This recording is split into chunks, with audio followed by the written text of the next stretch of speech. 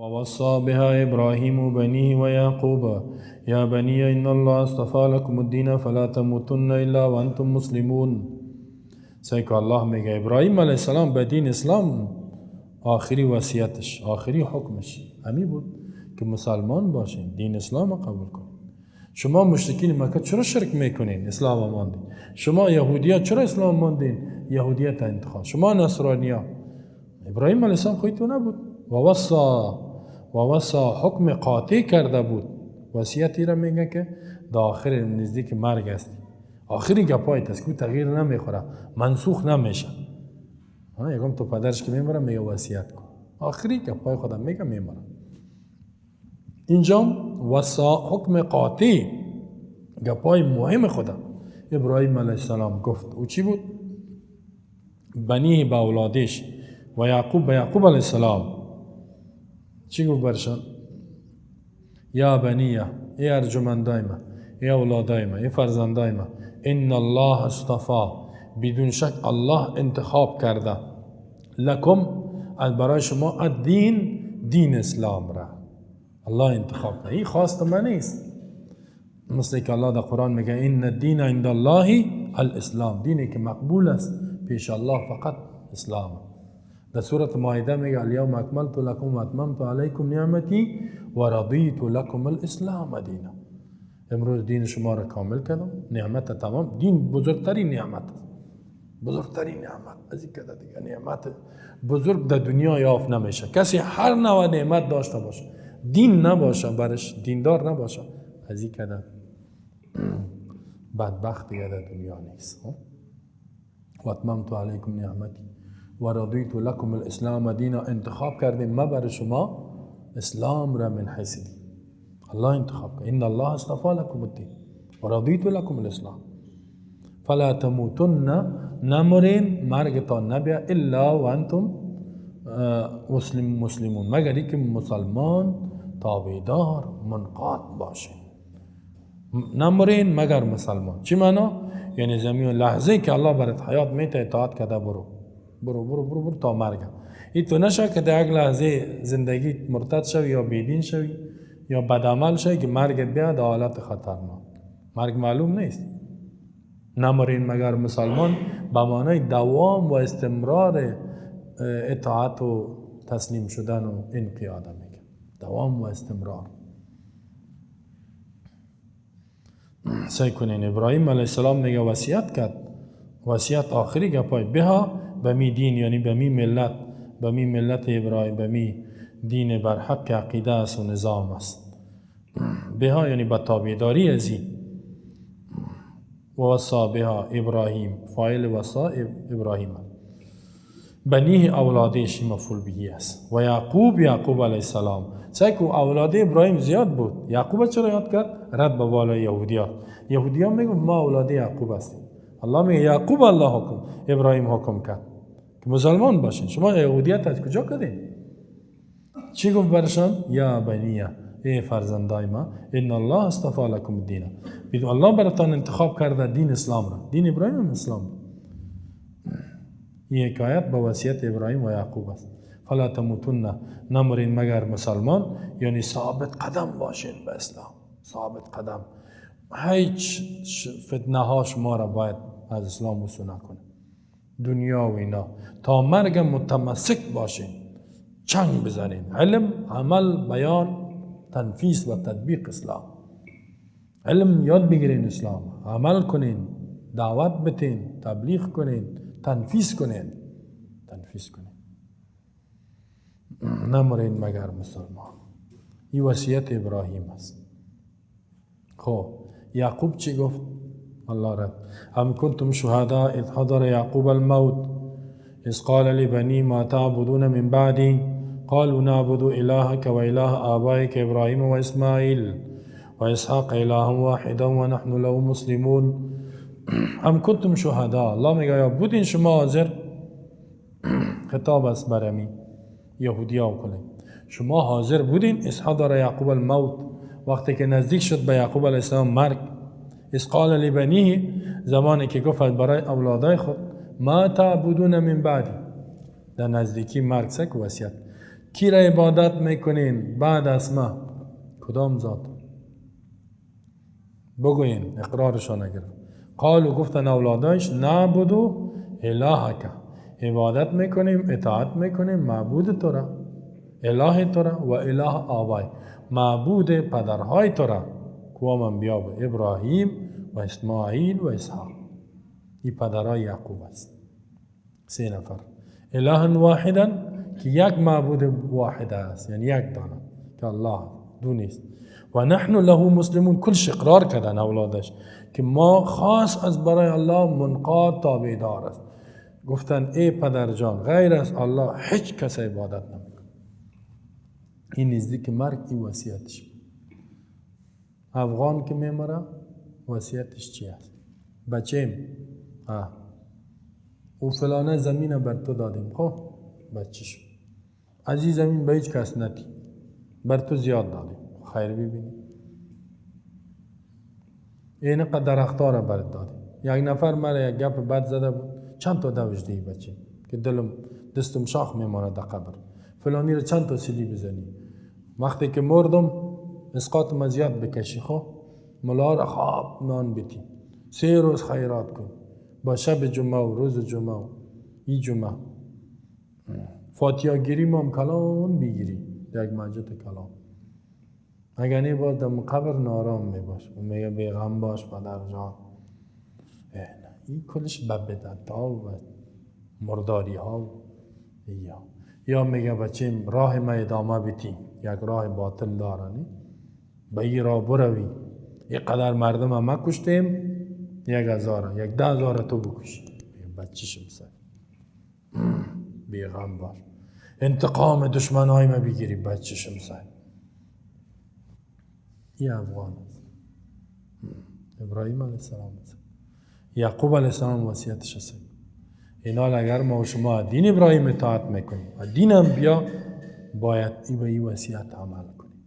مرگت که آمد برادرای پدرت است، اولاد کلش جمع کن، نزدیک وقت پیدا کن، غیر از الله دیگه کسی را عبادت اطاعت نکنی. مسلمان از دنیا برو، به دین اسلام محکم باش، اطاعت هیچ کس غیر از الله نکن، مطابق قانون الله حرکت کن.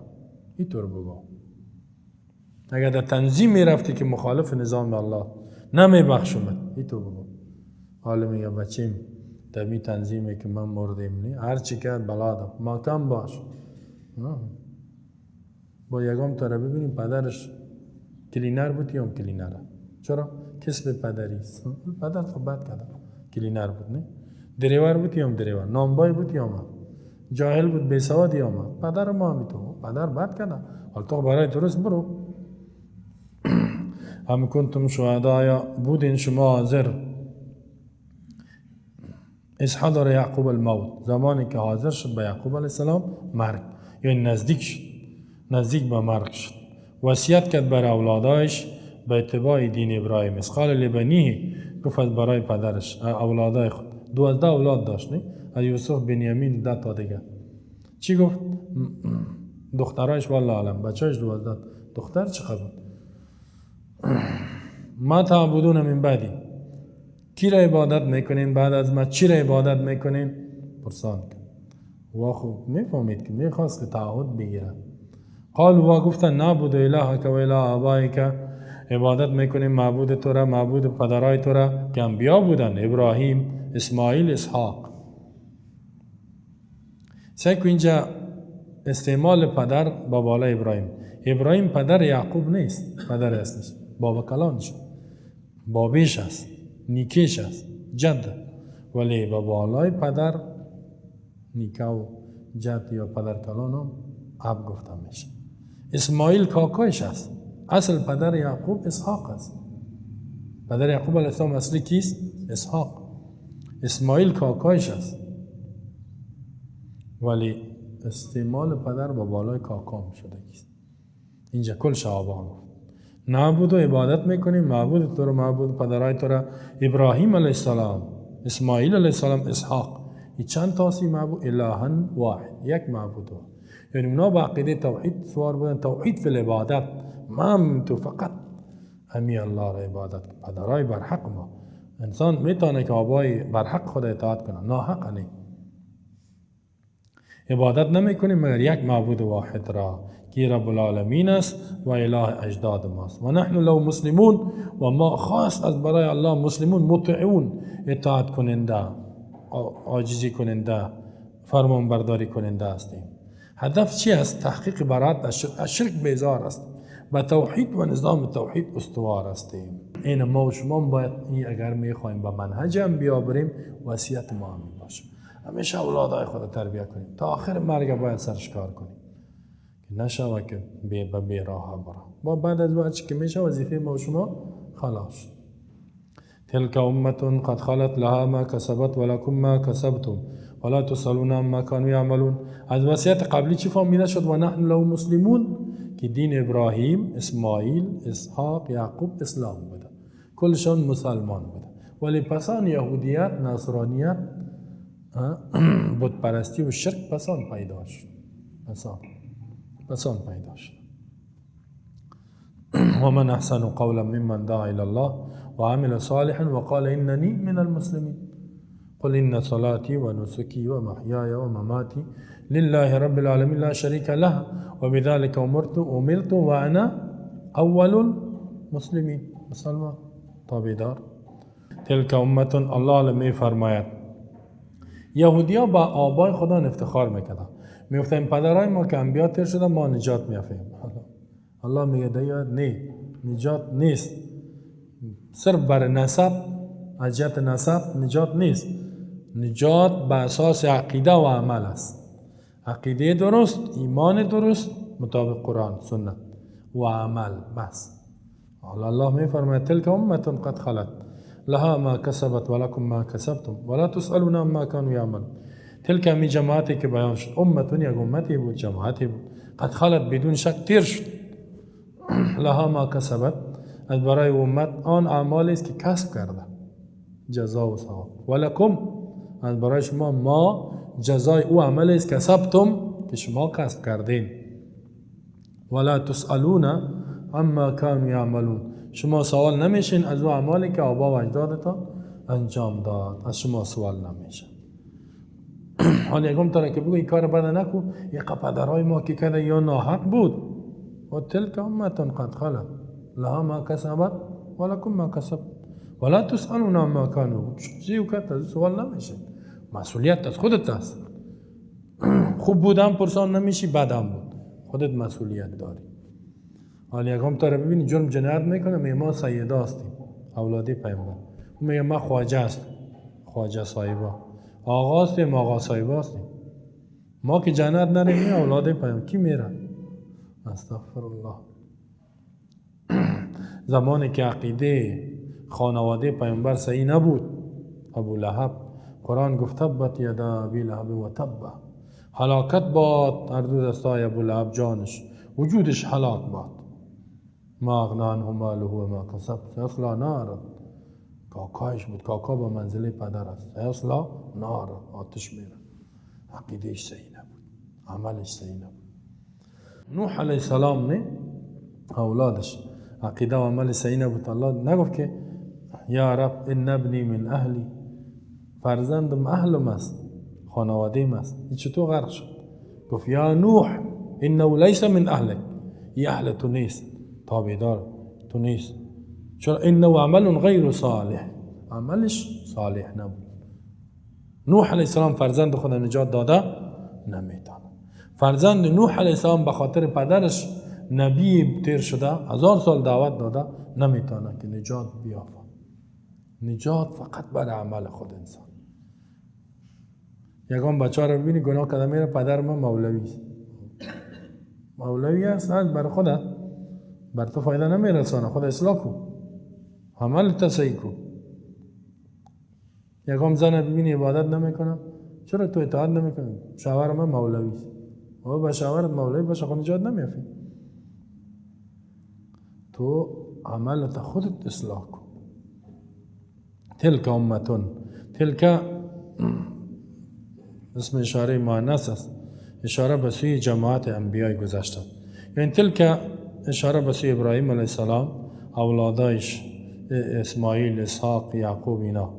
اینمی جماعت انبیا امتون یک جماعت بودن یا قوم بودن، قد خلت بدون شک تیر شد یعنی عمل خود داشت. لها ما کسبت، از برای از اینا ثواب آن چیزی کسب کردن. ولکم ما، برای شما ثواب عمل خودتان است، کسب خودتان. ولا تسألون عما كانوا يعملون، سوال نمیشین در روز قیامت از اعمالی که اونا انجام دادن، بلکه هر نفس همو مسئولیت خود داره. هر نفس کل امرئ بما کسب رهین، هر کس در گرو عمل خودش است. حالا الله متعال ای را بیان میکنه که رد به بالای یهودیا و قالوا كونوا هودا و نصارى تهتدوا قل بل ملت ابراهیم حنیفا و ما کان من المشرکین. و قالوا میگوین یهودیا و نصرانیا كونوا هودا، شوین یهودی او نصارا یا نصرانی، تهتدوا به هدایت میشین.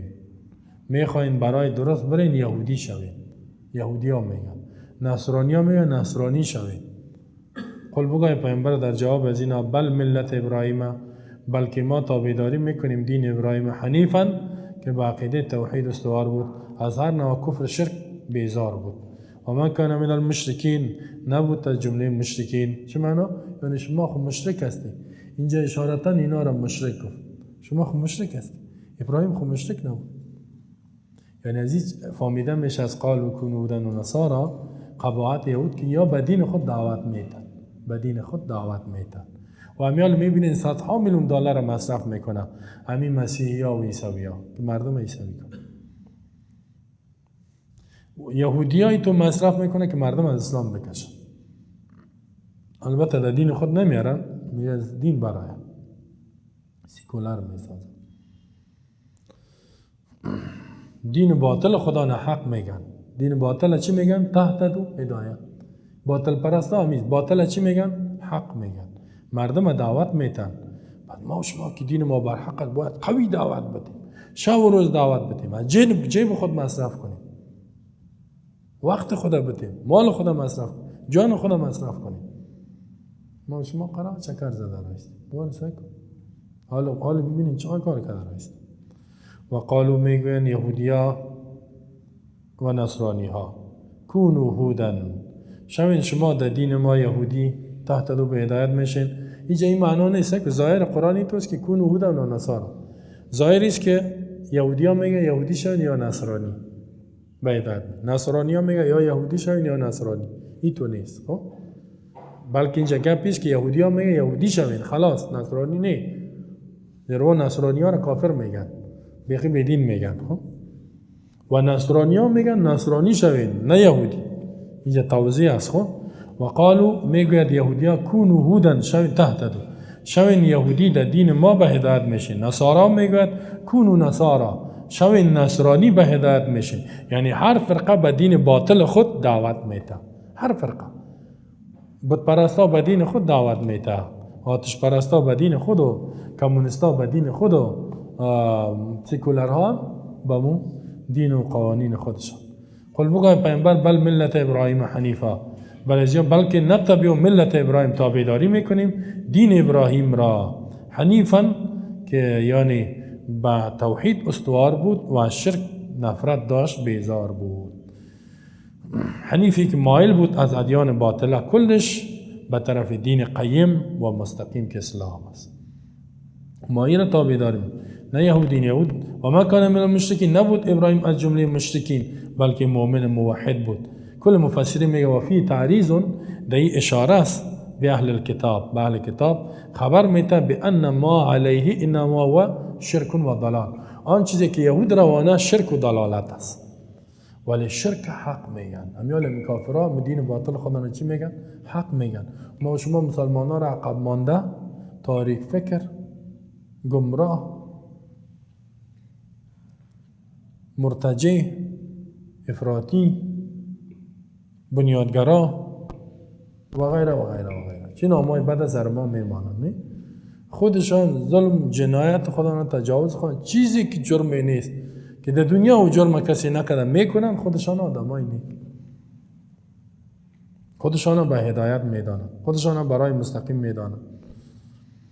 قل و آمنا بالله و ما انزل الینا و ما انزل الی ابراهیم و اسماعیل و اسحاق و یعقوب و الاسباط وما أوتي موسى وعيسى وما أوتي النبيون من ربهم لا نفرق بين أحد منهم ونحن له مسلمون. حال الله صحابه را امر میکنه کل مسلمانان قولوا بگوین ای مسلمانان، اول خطاب به صحابه بعد به ما، آمنا ایمان آوردیم ما بالله به الله و وحدانیتش و ما انزل الینا و ما انزل او کتابی که نازل شده به ما قرآن و ما انزل الی ابراهیم و او کتاب هایی که نازل شده به ابراهیم علیه السلام، اسماعیل، اسحاق علیه السلام، یعقوب علیه السلام و الاسباط اولادش بسیار انبیا آمد. و ما اوتی موسی او کتاب کلانی که داده شد به موسی و عیسی به عیسی علیه السلام، تورات انجیل به یوم ایمان داریم. و ما اوتی النبیون من ربهم تماما احکام دستورات و وحی که داده شد به انبیا من ربهم از جانب ربش کلش قبول داریم. لا نفرق بین احد منهم جدایی نمیاریم در بین یک انبیا، کیش قبول داریم موشنی. یهودی ها میگه موسی را قبول داریم دیگه شنی، نصرانی ها میگه عیسی را قبول داریم دیگه شنی، ما میگیم کلش قبول داریم. و نحن لو مسلمون و ما برای الله منقاد تابعدار هستیم. پس در اینجا صحابه و کل ما رسول الله در نمازهای صبح آیت میخوان، خب در سنت قولوا آمنا یک آیت قولوا بگوین ای مؤمنین آمنا ما ایمان آوردیم به الله و ما انزل الینا آنچه که نازل شده به ما از قرآن عظیم. اول ایمان به الله بعد به کتابش. و ما انزل الی ابراهیم و به کتابای دیگه به ابراهیم علیه السلام صحیفه ها احکامی که به انبیای نازل شدن عبادت کردن، به اسماعیل، به اسحاق، یعقوب علیه السلام، اسباط نواسایش اینا نبوت یا جاری بود، بسیار به صدها نبی تیر شده. و ما اوتی موسی کتاب کلانی که به موسی داده شد، تورات اصلش قبول داریم، انجیل اصلش قبول داریم که به عیسی داده شد، فعلا تعریف شده. و ما اوتی النبیون من ربهم آنچه که داده شده نازل شده است به انبیا از جانب ربشان، به کل انبیا بیش از یک لگ نبی به کلش ایمان داریم با آنچه که برشان نازل شده. تصدیق میکنیم که آنچه از جانب الله آورد آیاتا بود، بیانات بود، معجزه بود، قوانین بود، احکام بود. لا نفرق بین احد منهم جدایی نمیاریم در بین یک از اینا در ایمان، یعنی لا نؤمن ببعض و نکفر ببعض، بعضش ایمان بیاریم بعضش تو نه. این صفت یهود بود، یؤمنون ببعض الکتاب و یکفرون ببعض، بعضش قبول دارن بعضش نه، مثل که یهود نصارا کرده. و نحن لو مسلمون ما خاص برای الله منقاد تابعدار هستیم، فقط الله را اطاعت میکنیم. فإن آمنوا بمثل ما آمنتم به فقد اهتدوا وإن تولوا فإنما هم في شقاق فسيكفيكهم الله وهو السميع العليم. صبغة الله ومن أحسن من الله صبغة ونحن له عابدون. آیت 137 سورة بقره و واقعه و داستان ابراهیم علیه السلام که یک پیامبر جهان بین المللی بود، یک پیامبر بود که همه ادیان خدا به ابراهیم و دین ابراهیم نسبت میدادن. الله بیان کرد که ابراهیم به خاطر عقیده توحید و نظام توحید مرکز توحید جور کرد و کسی بود که بر دنیای عرب و آخرتشان دعا کرد و کسی بود که در وقت مرگ وصیت کرد به دین اسلام. همین قسم یعقوب علیه السلام. پس یهودی ها اگر شما از آبایتان اطاعت میکنین که پدرایتان انبیاست، پس دین اسلام قبول کنین، به آخری نبی ایمان بیارین و به قرآن ایمان بیارین. در بین کتاب های آسمانی فرق نکنین، فرق قائل نشین که یکش قبول کنین دیگهش قبول نکنین. در بین انبیاء علیه السلام جدایی نبیارین، فرق نبیارین که بعضش قبول کنین بعضش نکنین. در آیت الله را بیان میکنه که اگر اینا شما بگوین که اگر اینا ایمان آورد به مثل آنچه که شما ایمان دارین، یعنی به کتاب الله، بدون شک اینا به هدایت شدن. و اگر نه که اعراض کردن باز اینا در دشمنی هستن. اون دیگه قباحت از اینا را بیان میکنه تا وقتی که یهود یا نصارا یا هر کس ایمانش مثل ایمان صحابه نشه یا با آنچه که صحابه ایمان داره این انسان ها ایمان نبیارن، اون مومن نیست. تمام کتاب آسمانی را قبول کنه کسی به قرآن ایمان نبیاره، قرآن قبول نکنه، پیامبر آخری را قبول نکنه، ای کافر است. فین آمنو، اگر ایمان آوردن یهودیا به مثل ما آمنتم بی، به مثل آن چیزی که شما ایمان آوردین به او، فقد اهتدوا، یقینا اینا به هدایت شدن. و این تولوا، اگر اعراض کردن از ایمان آوردن با آنچه که شما دعوت میتین اعراض کردن، فانما هم فی شقاق، یقینا اینا در دشمنی هستند، در خلاف تو هستند. فسیکفیکهم الله، زود است کفایت کنه تو را الله، یا حتمی کفایت میکنه تو را الله، یعنی شر از اینا تو را الله نجات میده، از تکلیف و ضررشان نجات میده. اعتماد تا با الله بکنی پیامبر. و هو السمیع العلیم، و خاص سمیع الله، سمیع شنونده آوازها است، علیم عالم است به نیات و حالات انسانها. الله ذات است که سمیع است، هر چیز میشنوه، آواز هر چیزی که آواز داره میشنوه، انسان است، حیوان است، خصوصا انسان ها که دعا میکنن. در قلب علیم است به همه حالات کائنات، حتی به قلب انسان ها. صبغت الله، و من احسن من الله صبغتا و نحن له عابدون. صبغت الله، بگو ما قبول کردیم دین الله را، دین الله را ما خدا به این رنگ کرده گیستیم. و من احسن من الله صبغه، کی از زیباتر از الله که صبغتا، از جهت رنگ و دین، یعنی دین الله که کی بهتر است، کدام دین بهترام نظام، کدام قانون. و نحن له عابدون، و ما خاص از برای الله عبادت کننده و اطاعت کننده الله هستیم. پس در اینجا سعی کنین که ایمان صحابه بسیار معیار است. نفکی در سورة بقره در اول ما شما خواندیم، و اذا قیل لهم آمنوا کما آمن الناس قالوا ونؤمن کما آمن السفهاء. حال در اینجا الله میگه فین آمنوا، اگه ایمان آورد می اهل کتاب، یعنی یهود نصارا و هر کافر دیگه، به مثل ما آمنتم، به مثل آن چیزی که شما ایمان آوردین ای صحابه، خطاب برای کی؟ صحابه. به مثل آن چیزی که شما ایمان آوردین، فقد اهتدوا، یقینا اینا هدایت شدن به حق، مثل که شما هدایت شدین، برای درست رفتن، ضلالت بیرون شدن، ایمان بیارن. ایمان به مثل اینجا بعض مفسرین میگه که مثل اضافه است، مثل زاید است، یعنی فین آمنو بما آمنت، اگه ایمان آوردن با آنچه که شما ایمان آوردین. شما چی ایمان آوردین؟ صحابه با قرآن، با سنت، احادیث، با پیامبر آخری، با تمام کتاب های آسمانی، با تمام انبیا، ملائکه، قیامت، قضا و قدر. اگه یا مثل ایمان شما با آنچه که شما آوردین یا ایمان آورد، به هدایت شد، غیر از اونه. اهل کتاب کافر به این است که ایمانش مثل ایمان ما نیست، مثل ایمان صحابه نیست. ایمان ما و شما هم باید مثل ایمان چی شود؟ صحابه شود. بعضی میگن مثل زایدت به ما آمنتم، یا به آنچه که شما این قرآن پیامبری.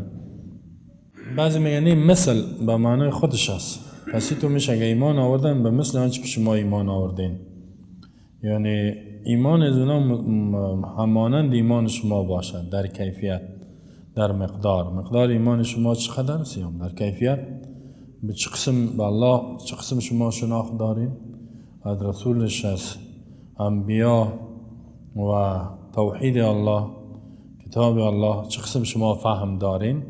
اما قسمی هم فهم کردن و ایمان آوردن قبول، ناوردن نه.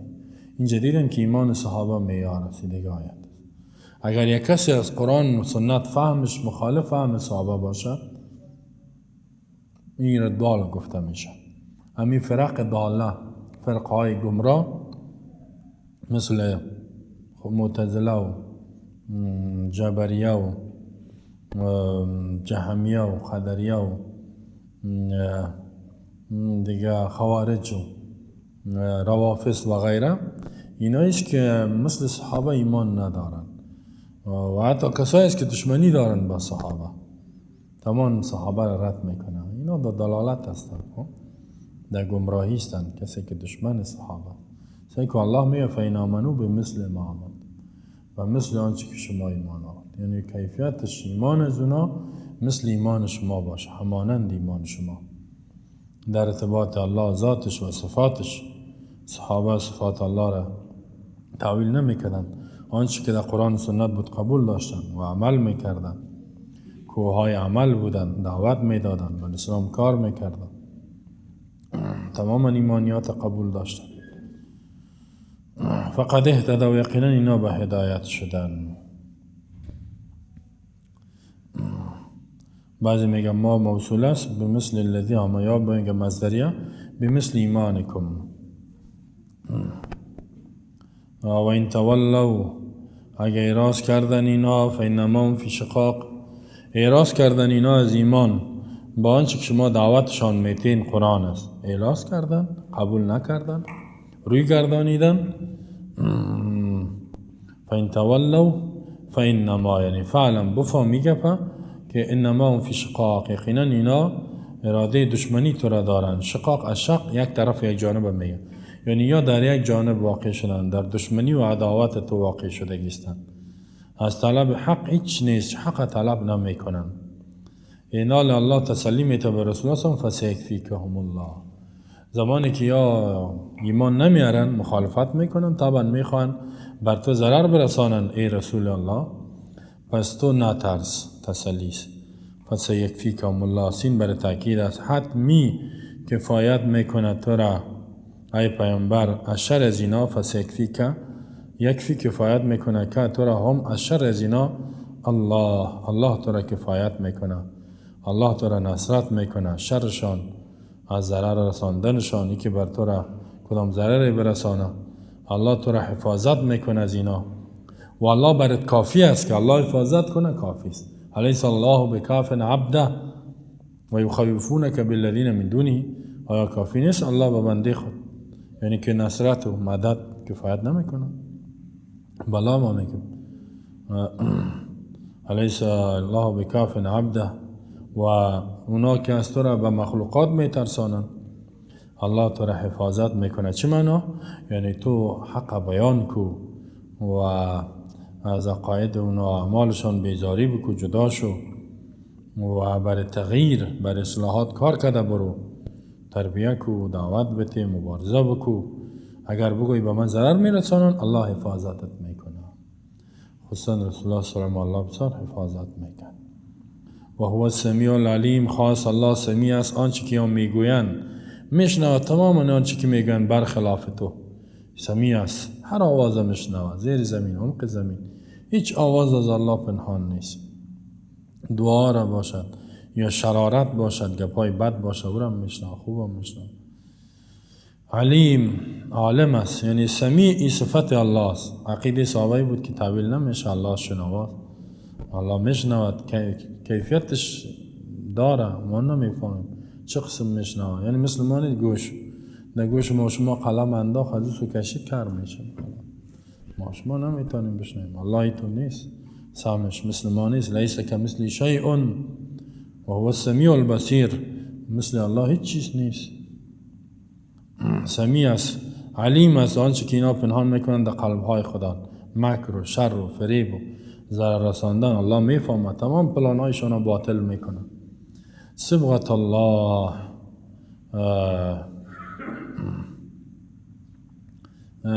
اسبغوا صبغت الله، معنیش یا قبلنا صبغت الله،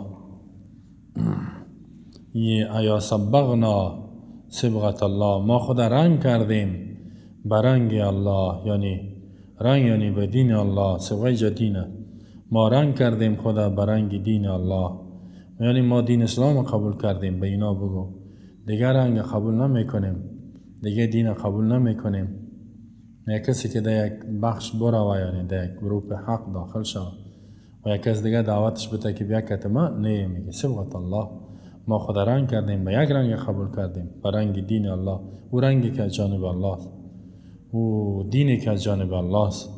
و هیچ کسی از دین الله کده، نظام الله کده، خوب قانون و نظام وضع کرده نمیتواند، خوب خوشبختی را آورده نمیتواند.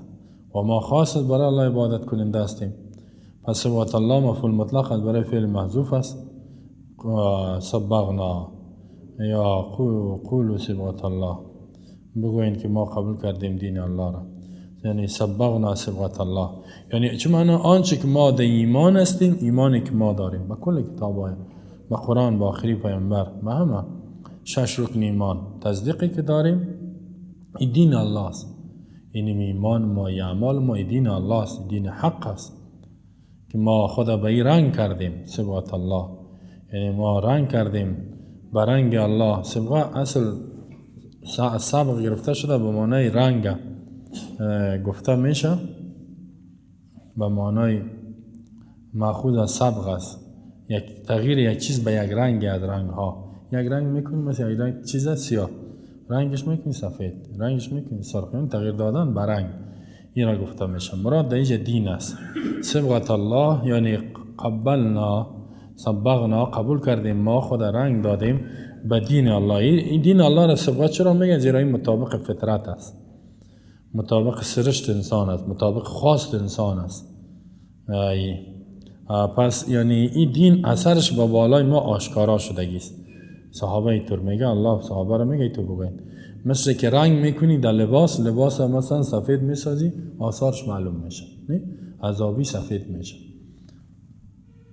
همین قسم وقتی که دین الله را قبول کردی، عمل کردی، رنگ تغییر میخوره، چهره تغییر میخوره، اعمال تغییر میخوره، فکر و افکارت، زندگیت، نحوه زندگیت تغییر میخوره. اما افسوسی مسلمانای فعلی را ببینی اسلام قبول کرد، چهرهش تغییر نخورد، عملش تغییر نخورد، از کافر بدتر عمل میکنه. دیگه صحابه اینطور نبود. صحابه که از با رنگ دین دو دیده میشد که اینی مسلمان است، زیرا عقیدهش، عملش کاملا فرق داشت، چهرهش فرق داشت. حالا چهره یک مسلمان ببینی کافر واریست، نه؟ ریشش کرد، دیکتایی خوب قوی در خود خفه کرده، دریشی چسب پوشیدگیست، چتیات میگه، حرام میخوره، زنا میکنه، خیانت میکنه، دزدی میکنه، بی نمازی میکنه. نماز اید نیست، روزه اید نیست، قرآن خواندن نیست، علم نیست، در بالوی زنا، فحشا، موسیقی، هر گناه را میکنه، رشوت، حرام، سود. باز که بگویش مسلمان هستیم، یا الحمدلله. از کجا فهمیدم من؟ نه نماز است، نه کدام عملت میمانه؟ حرام است میخوری، هیچ عمل اسلام انجام نمیدی، هر گناه را انجام میدی، چهره تام به کافر میمانه. از کجا بفهمم؟ کو علامه ایمان؟ کو رنگ ایمان؟ ایمان خواست خود رنگ داره، کو رنگش در کجایت است؟ در قلبم است میگه، در قلبم. قلبت خود بر خودت است، ما چی میفهمیم؟ قلبت خود ما معلوم نمیشه. اینجاست که این مسلمان ها را که نمیبینی یک ماست، باز ما خودش میگه، ولی آثار ایمان، اعمال ایمان در وجودش دیده نمیشه. والله اگه تو مسلمان که اینطور حالت باشه و توبه نکنه، اصلاح نشه، نجاتش بسیار مشکل است که نجات پیدا کنه. به می خاطر است که ما ذلیل هستیم، دشمنان سر ما هر کاری که دلشان شد میکنه، هر کاری که بخواد، خاطری که دین الله دور شدیم. نامش استایل بد ببینید اونجا زده میشه، بی حیایی، بی حجابی نه، ایجابی عملی میشه. ای جوان ببینی مویایش سایک، خوارش سایک، ریشش سایک، یه چیزی خود جور کرده. رنگ دین باید دیده شود. یکی از رنگ دین مسلمان نیست که مرد وفر الله ریشش باید اموتو ریش سیاه باشه مرد. و زن که اصلا فرق میکنه. زن دینش حجاب، نه بیرون که میبره حجاب نبود دینش نیست، دین نداره دیگه. حجاب نداشت مثل کافر واریست. نه رنگ دین باید دو باشه.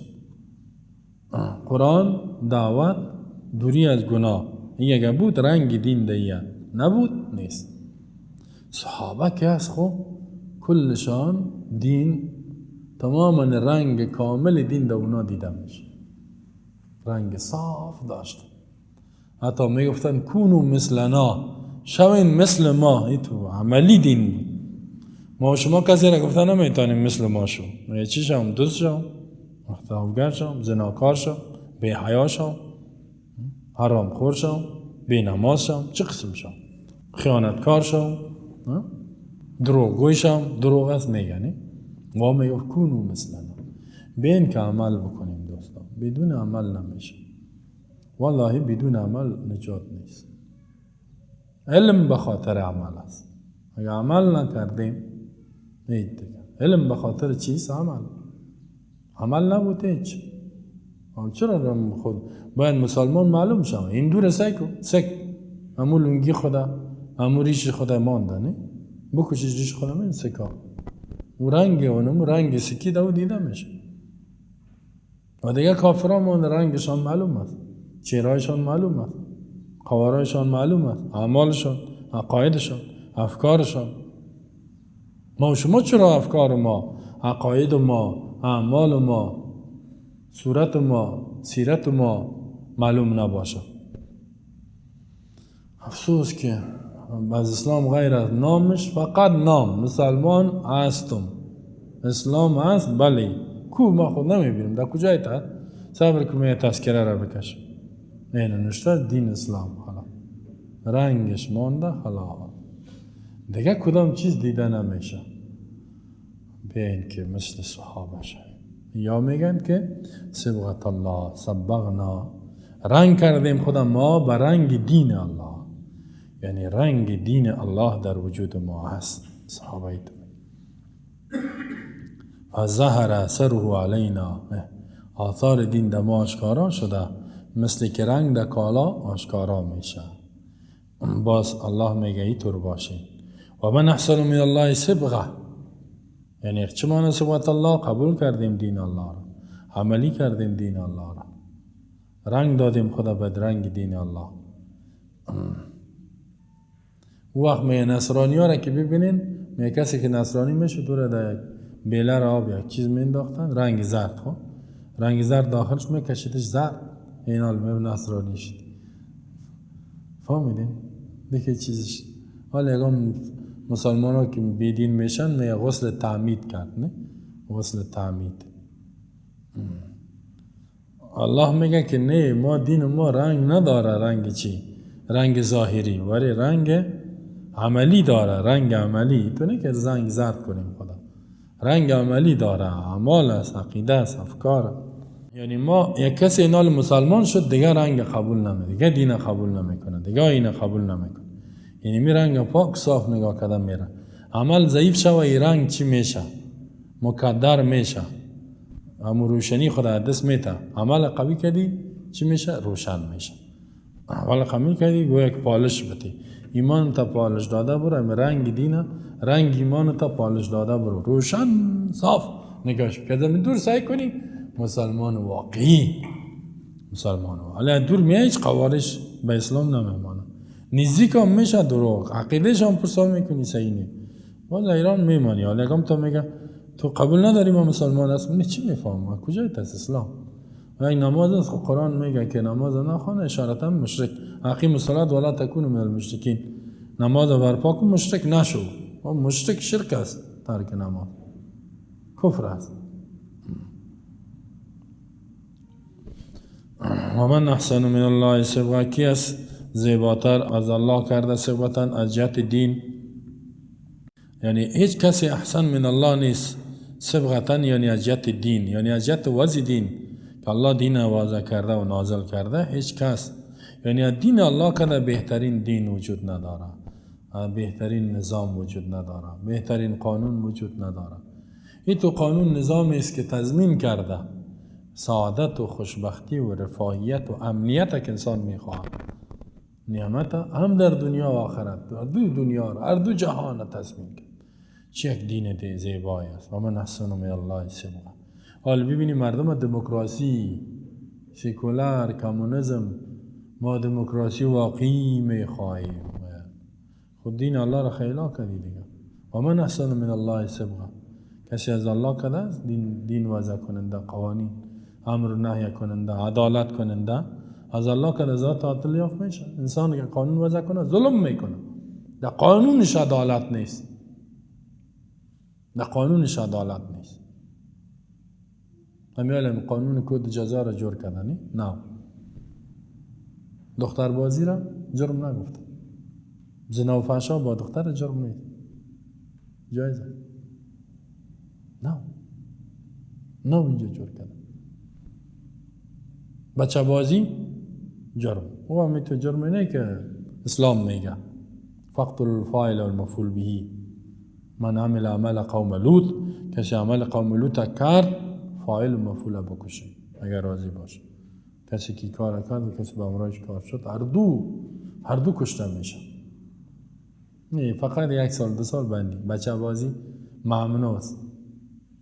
زنگ در پاش بسته میکنه میرقصانه. نه بچه ها. دختر بازی چی؟ دختر بازی گپ نیست. به خاطر که در غرب کشورهای کفری هم میتونه اونجا دختر بازی همه بچه خوبه خوجا قانون هست. نه عروسی میکنه که بچه یک بچه که دیگه بچه عروسی میکنه. در اونجا اینجا چی کار کرد؟ اول دختر بازی را اجازه داد، با بچه بازی هم میشه پس آخر همی هم میگه گپی نیست. چی فرق داره دیگه؟ دوام رضایت هست دیگه. یک میگه اگه به زور باشه. الله توبه. و من احسن من الله صبح کی زیباتر از الله کرده دروی وضع قوانین دین. و نحن لو عابدون خاص ما از برای الله و نحن ما مسلمانا له خاص از برای الله عابدون عبادت کننده هستیم. یعنی عبادت فقط الله را میکنیم ولا نعبد احد سوا. هیچ کس الله را غیر از الله هیچ کس دیگر عبادت نمیکنیم. و نحن لو عابدون لام بر تخصیص است. یعنی خاص الله را مثل ایاک نعبدو خاص تو را عبادت میکنیم. عبادت خاص. اطاعت فقط از قانون و دستور تو. هیچ قانون دیگر قبول نداریم. نه اقتصادی، نه سیاسی، نه اجتماعی، نه خانوادگی که مخالف قرآن باشه قبولش نداریم. اگر قبول کردی ایمان تا دست میدی. احسن که الله میگه که بگو که دین الله را قبول کردیم و نحن له عابدون. صحابه همی تو بود. ما فقط الله را عبادت میکنیم. فقط و فقط از دین قانون الله اطاعت میکنیم.